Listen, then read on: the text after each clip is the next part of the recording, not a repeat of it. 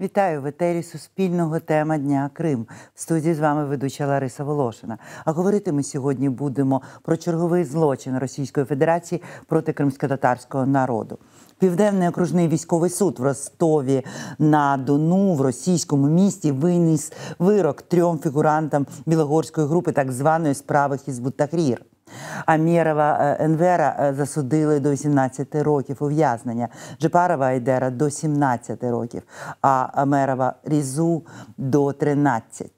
Раніше правозахисний центр «Меморіал» визнав фігурантів Білогірської групи політичними в'язнями та зажадав їх негайного звільнення.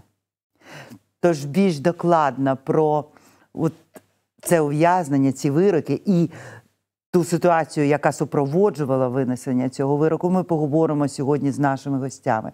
З нами на зв'язку вже є Ескандер Барієв, член Меджлісу кримськотатарського народу, голова Кримськотатарського ресурсного центру. Вітаю вас, пане Ескандере. Добрий вечір.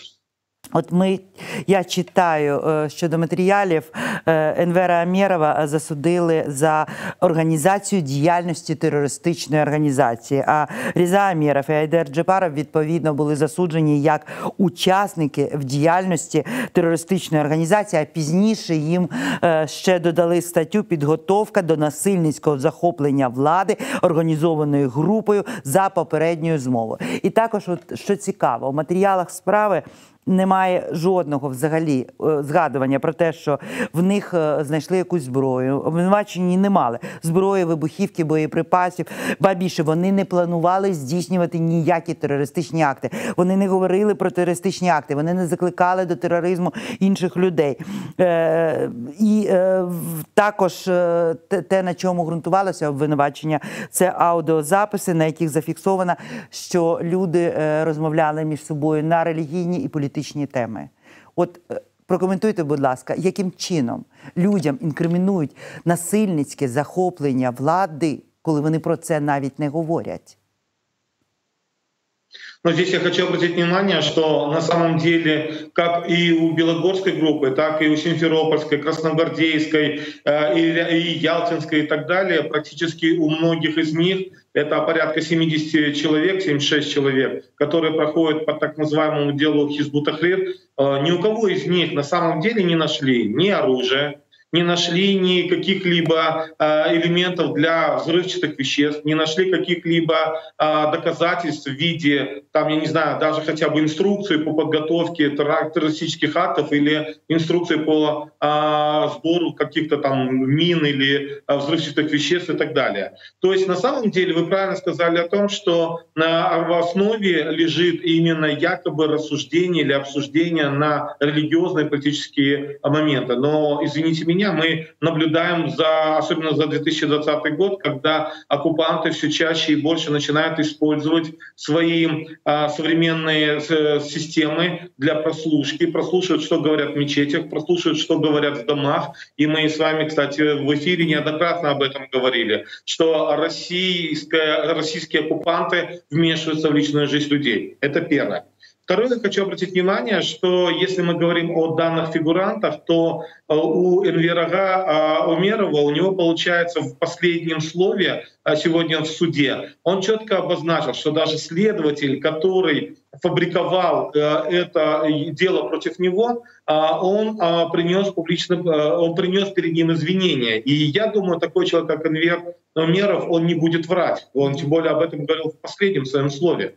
И с другой стороны, мы видим тенденции к тому, что уже возникают такие системные семейные проблемы, семейные преследования. Потому что если мы возьмем семью Амєровых, то здесь речь идет о Энвере Амєрове, с его сыне Резе Амєрове и его зяте. То есть если мы возьмем Фатму, женщину, у которой, по сути дела, забрали сегодня оккупанты отца, забрали брата, забрали мужа, это симферопольское дело Хизбут Тахрир. И получается, только остается забрать еще сына несовершеннолетнего, и тогда будет полностью женщина лишена всех своих близких мужчин.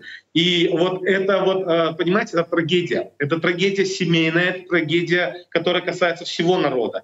И подобные случаи мы можем взять и по другим фигурантам, допустим, братья Абдуллаевы и так далее, когда у матери забирают двух сыновей. И это действительно очень серьезная трагедия, на которую нужно обращать внимание. Далее, если мы опять же вернемся к этому делу, и я опять же хочу обратить внимание последнее слово Энвера Омерова. Он дал несколько основных посылов. Он дал посыл, что его судят за то, что он просто хочет исповедовать ту религию, которую завещали ему предки. Второй посыл. Его судят только за то, что он по национальности крымский татарин. Третий посыл. Его судят за то, что он все-таки остается сторонником украинского государства и, соответственно, пытается сохранить украинское гражданство. Вот эти три важных посыла, они говорят о том, что оккупанты системно работают над тем, чтобы избавляться от неугодных в Крыму и, соответственно, таким проводить зачистку по этническому признаку, то есть зачистку от крымских татар, зачистку от украинцев, зачистку от людей, которые достаточно самоорганизованы. Ведь мы знаем, что Энвер Умеров, в данном случае Энвер Ага Умеров, он в том числе был и волонтером, он активно участвовал в судебных заседаниях других политузников. И поэтому вот как раз-таки пример Энвера Умерова является таким живым примером, о котором нужно больше и громче говорить на различных международных площадках. З нами на зв'язку є Лутфіє Зодієва, активістка Кримської солідарності. Вітаю вас, пані Лутфіє. Добрий вечір.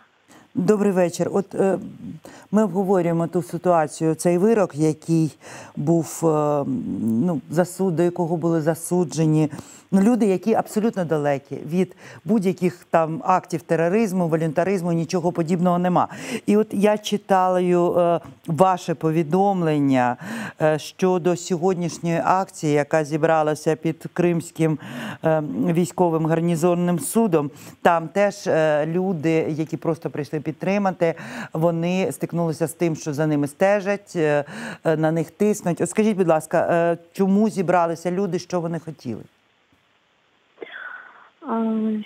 Сегодня в Крыму ситуация складывается таким образом, что закрывать глаза на уголовное и административное преследование крымских татар уже просто невозможно. То есть даже пассивные люди, аполитичные, они уже обращают внимание на то, что происходит, и сопереживают этим семьям.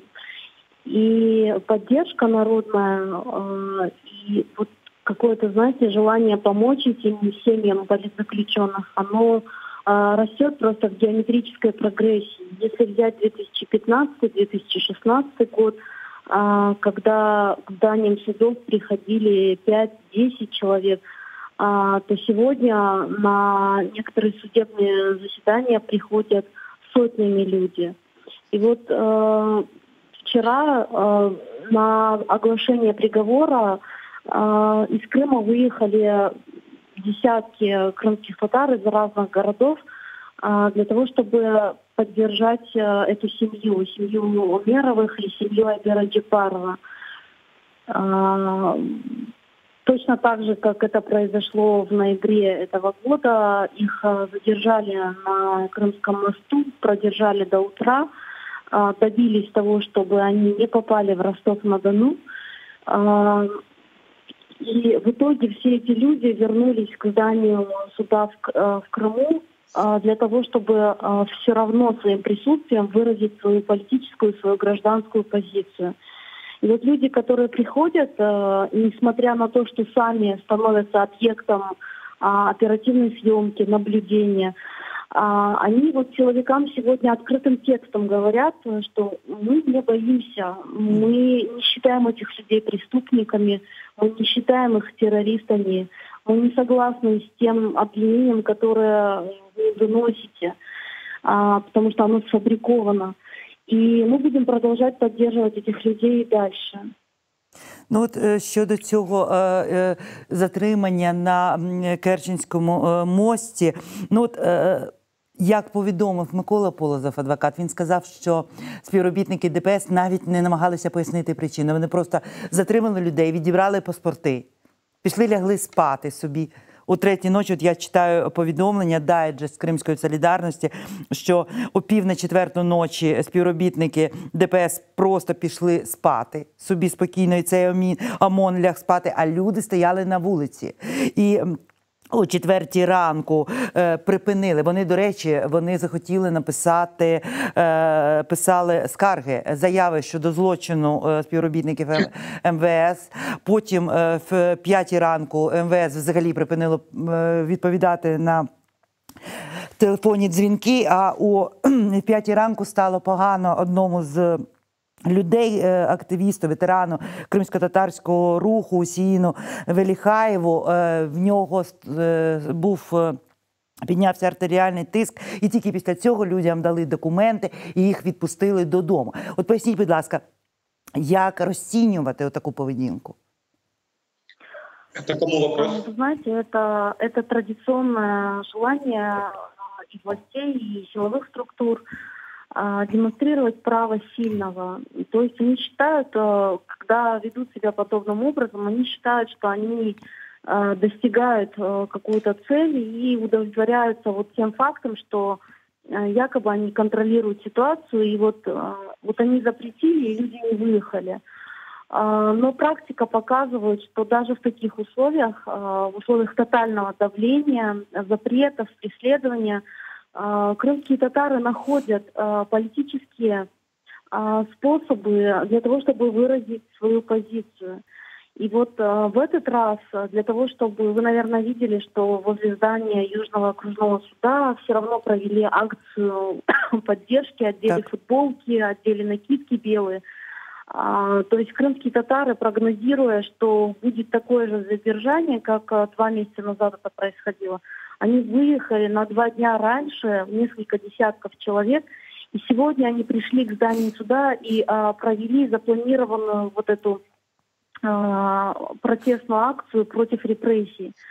То есть, несмотря на такое давление, несмотря на то, что вот это право сильного регулярно им демонстрируется, люди не устают искать способы для того, чтобы даже в таких условиях выражать свою поддержку своим соотечественникам и заявлять о своей ненасильственной гражданской позиции. Пані Лутвіє, от в мене ще одне питання, я хочу, щоб ви прокоментували. Є повідомлення, що на дочку Енвера Амєрова Фатіму Ісмаїлову було складено протокол через те, що вона попрохала пристава дозволити їй доторкнутися до руки свого батька. Тобто, от за що протокол? Чи вчиняла вона якісь дії, щоб вони могли їх розцінити як емоційні, як такі, які потребують втручання правоохоронців? Если честно, мы сегодня были шокированы этим, потому что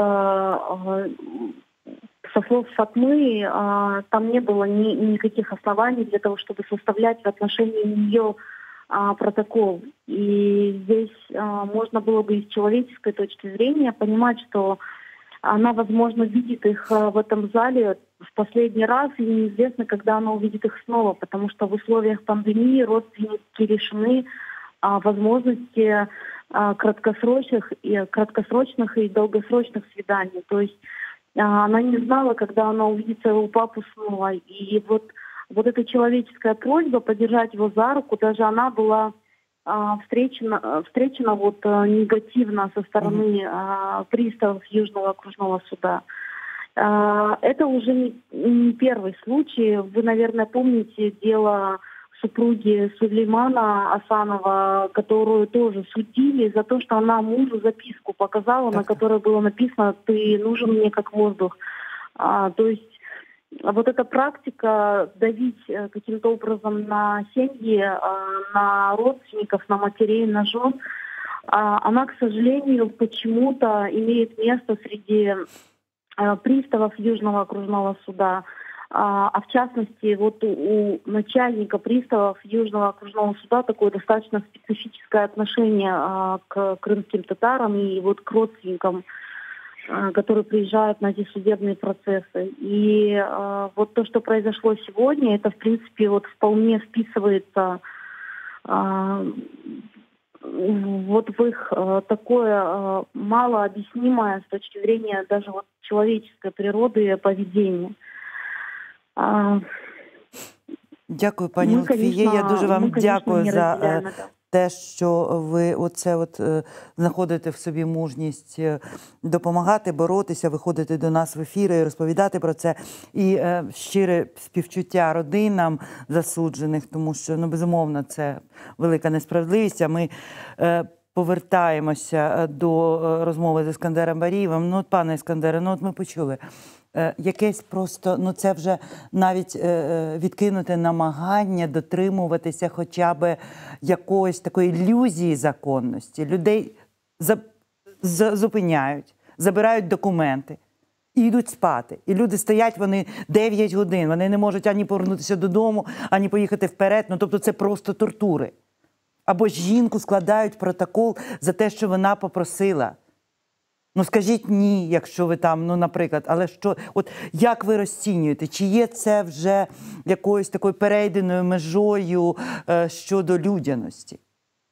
На самом деле те действия, которые совершали оккупанты, оккупационная полиция возле Керченского моста, однозначно я бы сравнил с ранней стадией фашизма в Германии, действия по отношению к евреям, когда заставляли с нетрадиционными еврейскими именами записываться или оповещать о том, что у них традиционные есть еврейские имена Сара и так далее.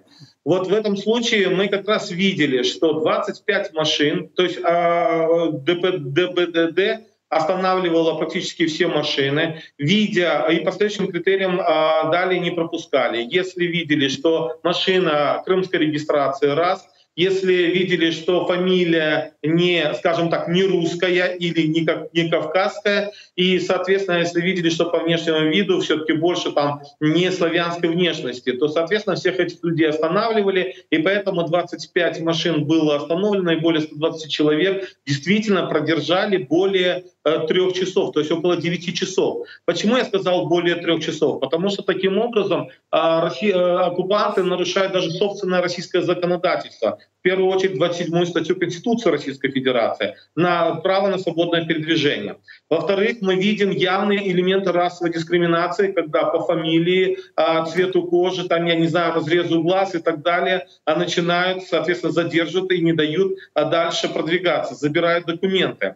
И таким образом люди остаются в морозную ночь на холоде и не могут даже простые человеческие какие-то потребности осуществить. Далее нарушается 19 статья российского законодательства по расовой дискриминации. Я уже не говорю о международном праве, когда ими была грубо нарушена 13 статья Всеобщей декларации прав человека, 17 статья Европейской конвенции и 5 статья Конвенции по ликвидации всех форм расовой дискриминации. То есть я считаю, что в тот момент даже люди правильно начали ориентироваться, когда начали фиксировать эти нарушения со стороны оккупационных правоохранительных органов и, соответственно, звонить на горячую линию. Но при всем том мы также видели, как и горячая линия реагировала. То есть, по сути дела, мы будем разбираться, ответим вам в соответствии с законом, хотя уже сам факт удержания людей более 3 часов уже говорит о грубом нарушении законодательства Российской Федерации. И, конечно, о том человеческом подходе, когда действительно нету факта ни на какого-либо нарушения, когда просто близкие протянули руку для того, чтобы хотя бы почувствовать тепло или дать какое-то вдохновение своим близким. Поэтому я считаю, что здесь нужно продолжать бороться, здесь нужно информировать об этих актах, здесь нужно, соответственно, проводить, наверное, такую правовую кампанию непосредственно на оккупированной территории за превышение полномочий представителей правоохранительных органов оккупационных, чтобы далее оспаривать это все в международных судах. и это будет хорошим доказательным материалом, который можно приобщить к делу Украина против России по части расовой дискриминации, как в Международном суде, так и в Европейском суде по правам человека. Ну, от ми бачимо, що Росія переходить межі, що вони вже не приховують. Раніше вони ховалися за якимись, за ілюзією такою судової, правоохоронної діяльності. Тепер просто всі маски кинуті. Чому, на ваш погляд, отак? Чому настільки зухвало демонструється расова дискримінація, расова ненависть і взагалі от таке ставлення саме до кримських татар? Ну, во-первых, как я уже говорил, здесь, конечно, целенаправленная политика, именно государственная политика страны-оккупанта, страны-агрессора в том, чтобы избавиться от тех людей, которые неугодны на территории Крыма. Соответственно, конечно же, мы видим, что для них в основном неугодными являются крымские татары, потому что дело Хизб ут-Тахрир — это, я считаю, инструмент, это предлог. И даже доказать о том, что на самом деле принадлежат ли эти люди партии Хизб ут-Тахрир, это очень сложно, это невозможно. А вони доказать. Цього не доводять, вони навіть не намагаються цього доводити. Кроме того, это, и, опять же, они пытаются злоупотреблять собственным законодательством в этом плане, и, соответственно, мы неоднократно публично обсуждали эти вопросы. И 2020 год как раз-таки характерен тем, что оккупационная власть делала все, чтобы, так сказать, усилить собственное национальное законодательство, чтобы усилить репрессии в отношении наших граждан на территории оккупированного Крыма. Ну и, конечно же, мы знаем, что параллельно они пытаются заселять Крым для того, чтобы полностью, ну, скажем, подвести Крым к точке невозврата. Потому что завтра они будут говорить о гуманитарном праве в отношении тех людей, которые якобы не виноваты в том, что они оказались в Крыму, будут ссылаться на то, что нужно проводить референдумы и так далее. Вот здесь как раз-таки и, наверное, это основная задача Крымской платформы, для того, чтобы, которая анонсирована была в 2020 году, для того, чтобы эта платформа как раз учитывала вот эти тенденции, эти моменты, как противостоять этим процессам и как все-таки не допустить подходу к точке невозврата. Мы знаем, что первой причиной все-таки всех нарушений прав человека в Крыму является именно оккупация Крыма. Ну от я читаю, 18 липня 2019 року Європейський парламент прийняв резолюцію, в якій він засудив тортури і тиск на українців і кримських татар, а також закликав Росію звільнити бранців, включаючи фігурантів цієї кримінальної справи. І ми можемо говорити, от ми вже почали з вами обговорювати міжнародну реакцію, можливість міжнародних якихось тиску і санкцій на Російську Федерацію. Чи, на ваш погляд, чи може взагалі Кримська платформа, як міжнародний майданчик, вирішити оці питання такої м'якої депортації, цієї політики, яку зараз очевидно застосовує Російська Федерація щодо представників кримсько-татарського народу? Я думаю, что как раз-таки это должна быть основной задачей Крымской платформы, и как раз-таки Крымская платформа должна, хотелось бы увидеть более четкую миссию и визию Крымской платформы для того, чтобы было более четко понятно. Но, на мой взгляд, я считаю, что Крымская платформа должна быть той серьезной площадкой круга друзей, круга союзников, круга партнеров, которые непосредственно будут разрабатывать стратегию по вопросам деоккупации Крыма. И, соответственно, сопутствующим всем этим вопросам к основной цели это, конечно же, и приостановление, скажем, мягкой депортации, как мы назвали сегодня в передаче, и вопросом, скажем, нарушения прав человека, и вопросом экоцида в Крыму и так далее, которые являются результатами первопричины, то есть непосредственно оккупации Крыма. И в этом плане, конечно же, есть большие надежды как у наших соотечественников в Крыму, так, я думаю, и у многих, у большинства граждан Украины. И поэтому к этому вопросу мы должны активно и серьезно подходить, и только таким образом мы сможем все-таки способствовать тому, что Крым вернется в Украину, и наши граждане будут жить на свободной земле. Пане Іскандере, от я хочу, щоб ви пояснили мені логіку от цих російських дій, тому що, от, наприклад, виходячи навіть з того, що ви говорите, коли прокурори, коли слідчі вже починає вибачатися перед людиною, прекрасно розуміючи, усвідомлюючи, що все, що він там лепить в всіх своїх кримінальних справах, ну що це просто це не правосуддя. Чим більше Росія тисне, тим більше людей, ті, хто сьогодні лояльні до неї або навіть працюють на неї, підходять до тієї риски особистої, коли вони мають розуміти, що їх зараз змушують робити очевидні злочини. І що Росія там собі Росія, Путін собі Путін, але людині жити. Чи не станеться так, що Росія от всім цим, вона не тільки мобілізує кримських татар навколо от спротиву, такого ненасильницького спротиву окупації, але вона й відверне від себе приблизно лояльне кримське населення? Однозначно. Здесь я бы разделил этот вопрос на два подвопроса. То есть первый вопрос, когда мы говорим о тех красных линиях, да, вот когда, мы же понимаем, все мы остаемся людьми, все мы находимся под Всевышним. И однозначно у нас у всех есть тот период, когда происходит переосмысление. Даже самый подонок в конечном итоге, там, вспомните записки КГБшников там, или тех же фюреров, которые в последний момент все-таки признавали, что они были подонками и делали подлости по отношению к людям. И поэтому здесь, вот, допустим, то признание, скорее всего, оно, может быть, с глазу на глаз было и реальным откровением этого следователя. Может быть, это была манипуляция, потому что мы знаем, что часто российские спецслужбы используют доброго полицейского и злого полицейского. Поэтому в этом плане как бы показать о том, что не все так плохо, не все зло находится в системе оккупационной полиции, там, спецслужб и так далее. Вот. И поэтому здесь наша задача вести системную работу к тому, чтобы вот все-таки вот эта была красная линия, которая смогла бы довести до того, когда люди все-таки как гайки и болтики всего этого механизма начали понимать, что рано или поздно каждый из них будет нести ответственность сам, а не Путин, а не кто-то другой. И, соответственно, начнет переосмысливать эти процессы. С другой стороны, Пані Іскандер, у нас вже закінчується час, тому я попрошу вас... Да, я быстро говорю, правильно сказала посыл Зудиева, Латвия, о том, что арестовывая больше людей, люди объединяются, больше становятся родственников, и, соответственно, таким образом усиливается сопротивление. И я думаю, тот опыт ненасильственной борьбы, который был в советские времена, и учитывая сегодняшние все технологии, мы все-таки сможем победить врага.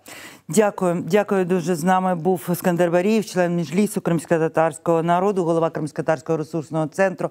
На цьому я з вами прощаюся. Цю програму для вас провела Лариса Волошина. І я ще раз хочу закликати вас підтримати родини, які через оці абсолютно зухвалі, злочинні дії окупаційної влади залишилися без годувальників, без батьків, без чоловіків, без своїх коханих. На все добре, друзі, і залишаємося людьми.